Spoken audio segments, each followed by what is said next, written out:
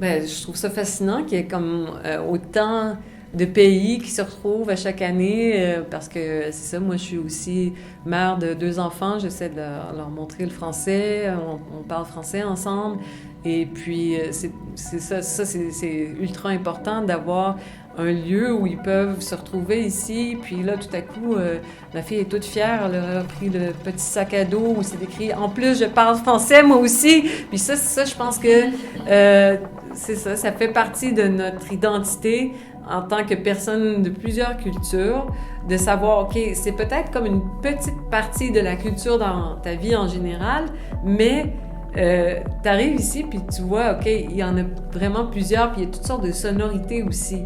Puis c'est la même chose si on entend un français africain, c'est aussi du français. C'est une langue vivante qui se développe dans chaque coin du monde d'une manière très, très, très différente. Et puis ça, je trouve ça fantastique d'avoir un lieu qui nous rassemble pour nous le rappeler au moins une fois par année. Intéressant, important pour nous à s'ouvrir, pas seulement à la France en soi, mais aussi à d'autres pays francophones. Nous avons notre façon de parler français et beaucoup d'études sont faites aussi là-dessus dans le cadre de la francophonie. Le français n'est pas une langue officielle à Chypre, mais la francophonie, c'est aussi une communauté de valeurs. Évidemment, pour nous, dans l'espace francophone, aussi, le Canada est toujours très présent. Pour nous, c'est un outil aussi de promotion des valeurs canadiennes, de démocratie, de droits humains. Voilà. Bon, d'une manière générale, le Congo, d'abord, c'est un pays multiethnique.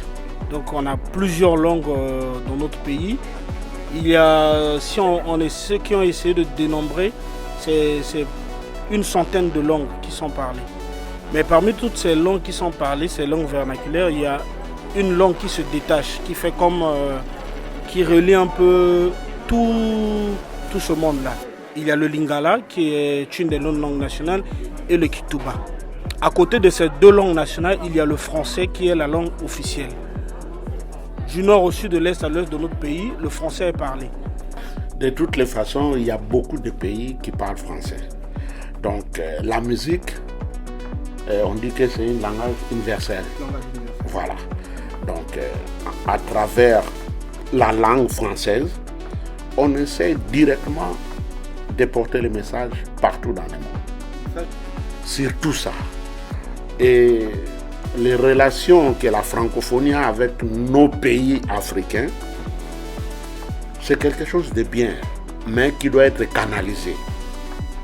Bon, normalement, vraiment, nous, on est des artistes.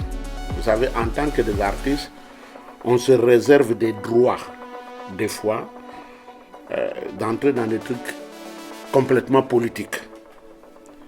Il y a beaucoup de trucs qui ne nous plaisent pas. Mais en tant qu'artiste, on essaie un peu de voir comment s'exprimer.